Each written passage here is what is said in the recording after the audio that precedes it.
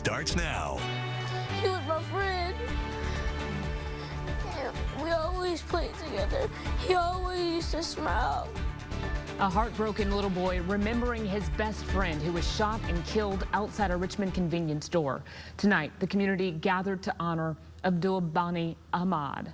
Good evening, I'm Candace Burns. And I'm Bill Fitzgerald. We have complete coverage tonight. Our Tyler Lane will take an in-depth look at gun violence in Richmond, the causes, and what's being done to stop it.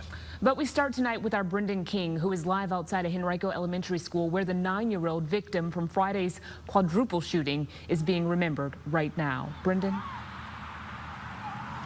Yeah, the sun has now set over Short Pump Elementary School as this vigil wrapped up just moments ago. And we did hear from this young boy's family, his father, his uncle, his cousin. We also watched as his classmates wearing blue held balloons, candles, and signs that read, "We'll miss you, Abdul." People need to put down guns because it's taking sons away from their mothers. Kai Johnson knows what it's like to lose a best friend. And I was very sad, and I just hope it wasn't him because he was my friend. And we always played together. He always used to smile. I just don't know why somebody would do something like that to him. Less than a week since a senseless quadruple shooting left 2 boys dead in Richmond, the Short Pump community has stepped up in a big way. In just 2 days, a GoFundMe set up by the Short Pump Elementary School PTA has raised nearly $12,000 for Abdul Bani Ahmad's family. 14-year-old Raquan Logan was also shot and killed on Friday outside of the East End convenience store that Abdul's father owns. Richmond police say it was a drive-by, and 4 people have been arrested. 3 unnamed 17-year-old boys and 18-year-old Clintwan Baker are charged with murder. Wednesday night, the 4th suspect turned himself into police. And kids are dying at such young ages, just like my friend Abdul. CBS 6 spoke to Abdul's friend Kai Johnson and his mother. When things like this happen, I'm sorry it's not going to fix this. I'm sorry it's not going to bring these kids back. They remembered the 4th grader as a happy young boy that had a lot of friends and loved to smile. It's just hard to believe that my friend is actually gone.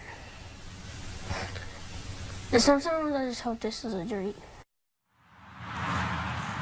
And if you'd like to help Abdul's family with any financial expenses, I posted a link to the GoFundMe on our website, Wtvr.com.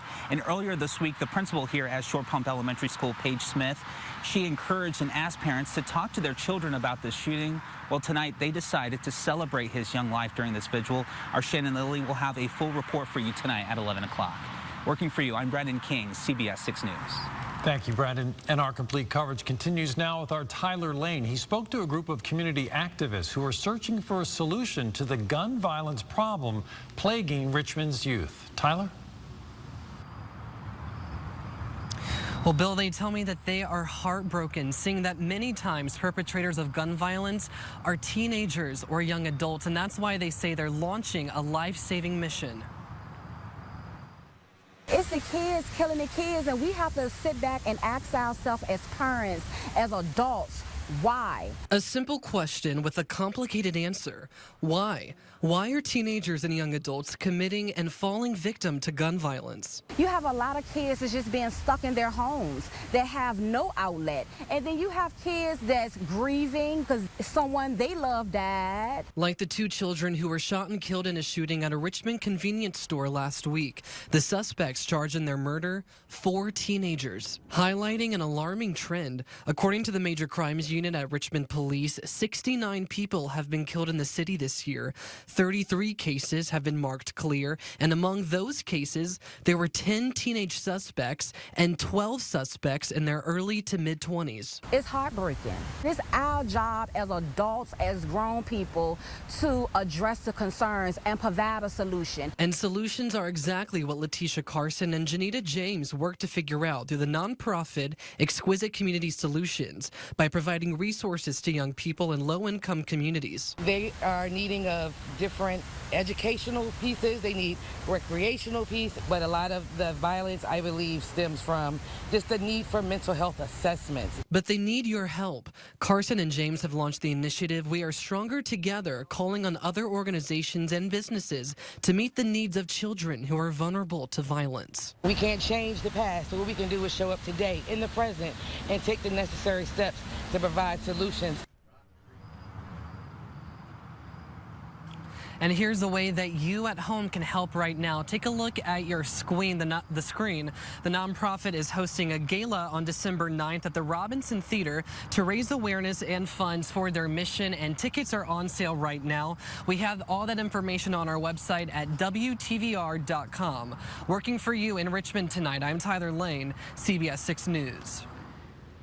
Thank you, Tyler. Tracking Virginia's effort to vaccinate children 5 to 11 years old, the U.S. Secretary for Health and Human Services came to Richmond today as the state pushes for more children to get vaccinated against the coronavirus. Our Cameron Thompson reports. You're the stars of today. Today, everyone is here because of you. Federal Health and Human Services Secretary Wtvr Becerra salutes a group of 5 to 11-year-olds who rolled up their sleeves Thursday for the COVID-19 vaccine and encouraged other parents to do the same with theirs, as the vaccine is now available for that age group. The answer to putting this pandemic in the rearview mirror is to be vaccinated. I didn't really feel anything, but it was really good. Among those who got the shot was 10